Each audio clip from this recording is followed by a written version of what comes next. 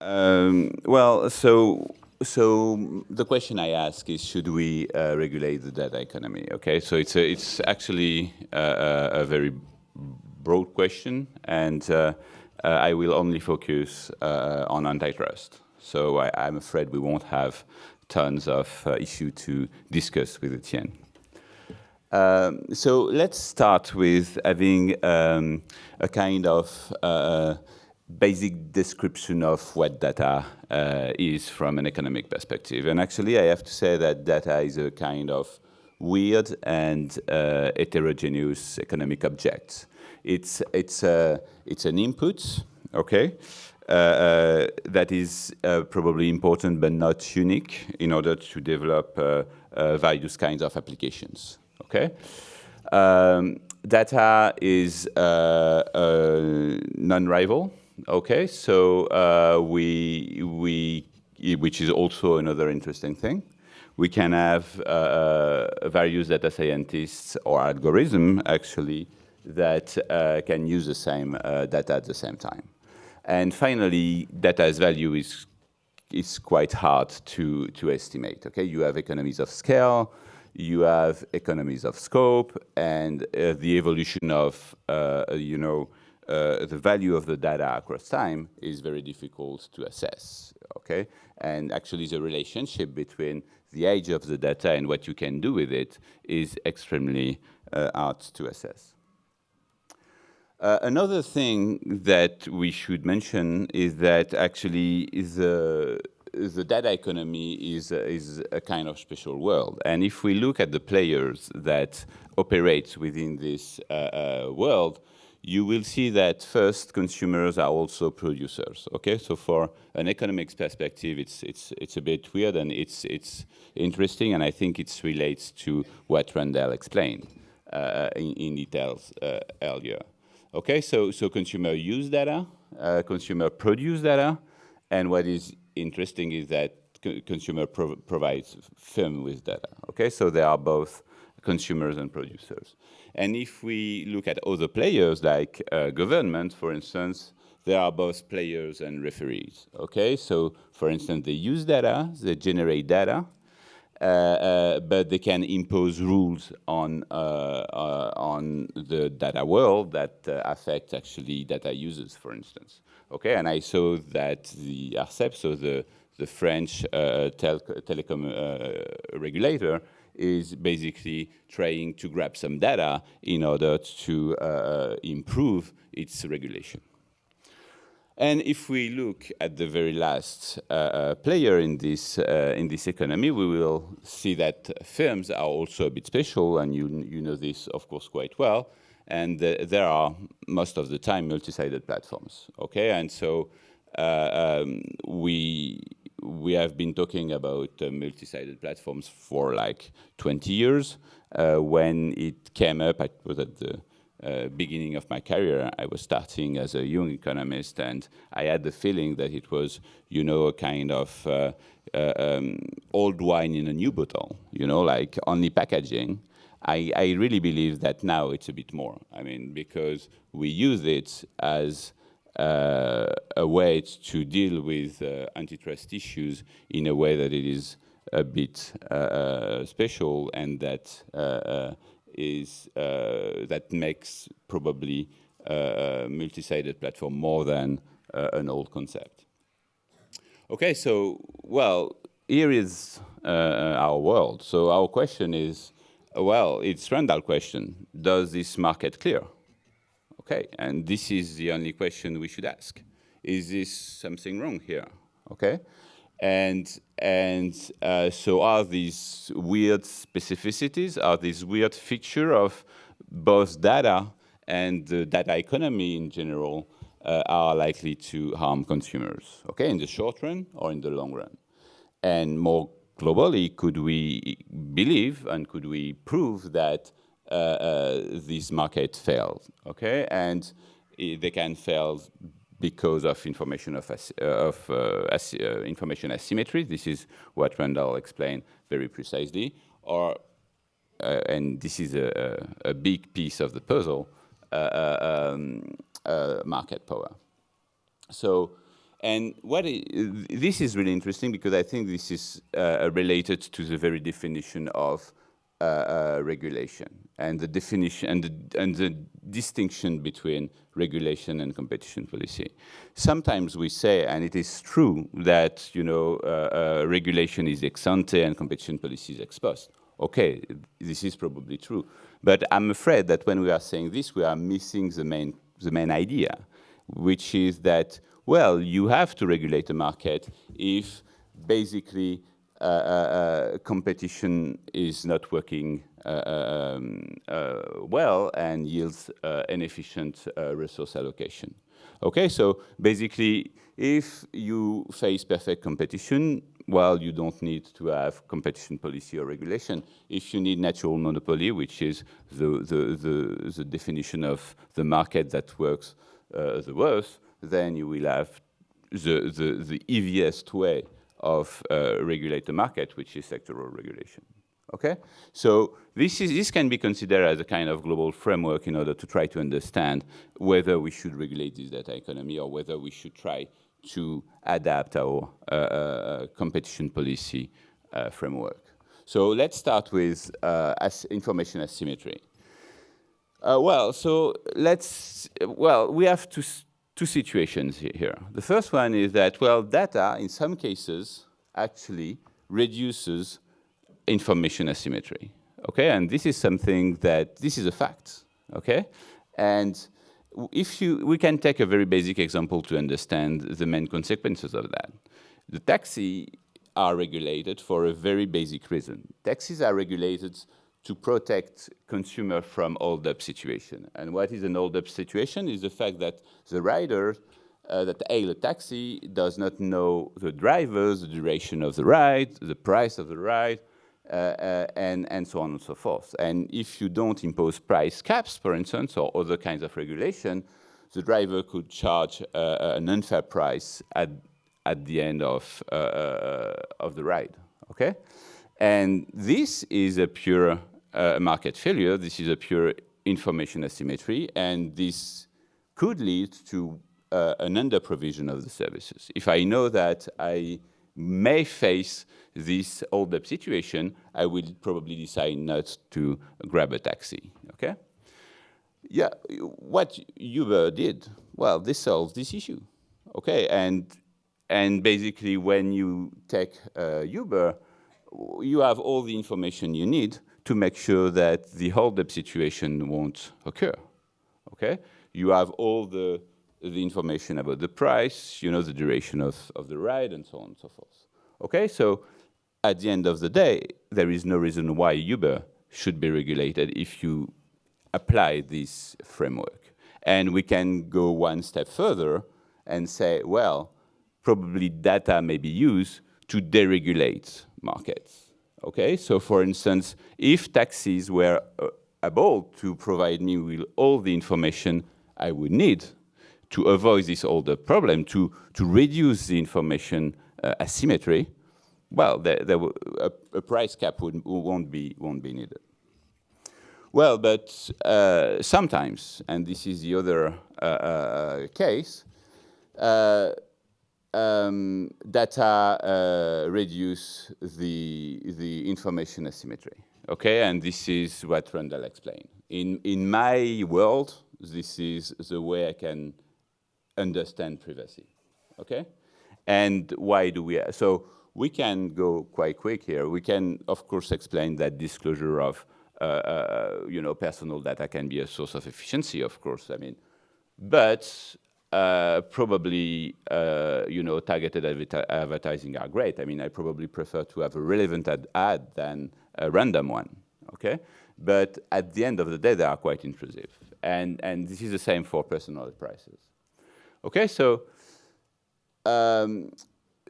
here we have a significant information asymmetry, and we have a significant information asymmetry between the individual who offers the data and the platform that requests it. Okay, and this is your silence thing, and this is exactly what you explained. And there is a huge discrepancy actually between the individual short-term tangible benefit from the data it provides the firm with, and potential long-term harm. Okay, and this is actually linked to another market failure, which is abundant rationality, which is that we are kind of smart people here, but we won't enter into a kind of discussion of what Facebook or Google or Uber can do with my data. I have no idea, and I don't have time to try to deal with this issue. Okay, so probably in this kind of, and I am perfectly convinced, because I think that here information asymmetry is a huge failure, that regulation is needed. Then you need to understand what kinds of regulation you need. Okay, so basically you have objectives, and the objective would be to prevent firms from using data in a way that harms consumers. Okay, very clear. It could also facilitate entry in the data economy, like data portability. But we need also to in this kind of cost-benefit approach of regulation, basically you also need to measure the risk of such a regulation. And it can make this, some rules can make collection and use of data more difficult, so increase static entry barriers. So it's connected to the second aspect of my talk about market power, and create market power. And actually, these rules may also affect the internet ecosystem, okay? It will decrease ad revenues, and it may also decrease the quality of free services. So now you are playing in the world described by Randall, where basically you don't know what's happening if you change a bit one important parameter. Okay, so let's switch to market power. Here, I just discovered something very, very strange to me. I tried to make a review of the existing literature on the link, the economic literature on the link between data and market power. And it's clear that this is an empirical question. What I found quite surprising is that this is highly debated. So you have economists saying that, well, you can have tons of data, you won't have market power. Okay, and frankly, I was thinking otherwise, but this is something that is well explained in many economics papers. So then what we should probably try to understand is that where, I mean, why do we have, why actually Amazon and all these multi-sided platforms have market powers? And probably it's a mix of two things. It's a mix of existence of data, for sure. And it's also the fact that it's also the way data is generated. Okay, and I think that both things is something, I mean, these both market fixture, data, and the way data is generating, so indirect network effect, is clearly what creates market power. Probably not only data. And actually, to go a bit quicker, if there was only a question of data, it would be quite simple, I have to say. Because, as I told you, data is non-rival. So we can say, okay, if we really consider that data is absolutely necessary to let a rival enter the market, and basically data is giving you a structural monopoly position, then the solution would be quite simple. I'm afraid it's much trickier. So actually, this raises two main questions: are data plus indirect network effect creating a natural monopoly, and is our competition policy framework adapted to multi-sided platforms? And I think this is linked to one of the last part of Etienne's discussion. So this is an interesting question, and the first thing that you need to understand is that this our competition policy framework is more or less based on the idea that some practices are likely to be anti-competitive. I'm not saying that they are illegal per se, but we really believe that they are likely to be anti-competitive. This is the case, for instance, of exclusive dealing clauses.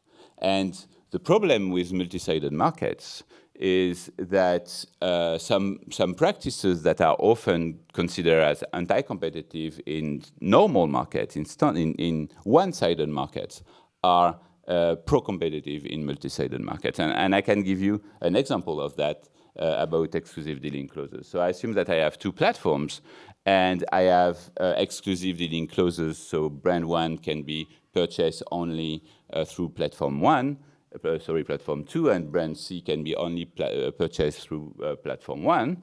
Well, you may have a strong competition between these two platforms. But then, if there is no longer any, exclusive dealing clauses, and I can find exactly the same kind of brands in both e-commerce platforms, then at the end of the day, what's going on is that everybody is going to switch to the biggest platforms. Okay, so basically, what I am telling you here, the intuition behind this, is that exclusive dealing clauses increase platform differentiation, and basically differentiation is something in two-sided market. This is the opposite in standard markets, but in two-sided markets is something that actually increase the intensity of competition.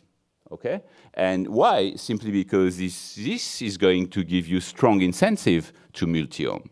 And I think we could make one remark on ce loger logique IMO. Probably the fact that if you can have 4 or 5 real estate website, it could be the case that you really believe that you will find your flat only, using one of them. If you are for sure that all flats, all houses are, listed in the 4 website, at the end of the day, you won't multi-home. Okay. So this does not mean actually that such kind of practices are always pro-competitive. Okay, and I really believe that, again, we can understand how you can have very serious anti-competitive infringement if you try to mix data and this kind of two-sided market effect, which is the indirect network effect. And market power actually comes sometimes from the fact that the platforms enter one side of the market, okay? And this is the case for Google. And this is in one sentence the Google shopping case. And this is the same for Amazon. Amazon has its own private labels, okay? And if we are in this situation here, well, you are in a situation where excluding a rival is extremely easy, okay? And for instance, a simple way of doing that is just to favor your own services, just to favor your affiliate in one side of the market, okay? And this is a Google shopping story. We can think about other kind of example of that. For instance, indirect network effect and data. Both of them will help you to, and this is probably the case for Amazon, to produce more attractive goods, okay, and services. And so you will be able to actually, increase the attractiveness of your products. Okay, so in just 4 words of conclusion. So the way we can, from an economic perspective, think about whether we should regulate the data economy is try to understand to what extent this market's clear. Okay, it is we have very serious information asymmetry, and this is what Randall explained. But we also need to understand that sometimes data reduces information asymmetry. And one thing I'm convinced of is basically the idea that data in itself is really important, but the way data is generated is, and actually both data and data generation are two things that combined together yield the most important antitrust challenges that we will have to face. Thank you. Thank you.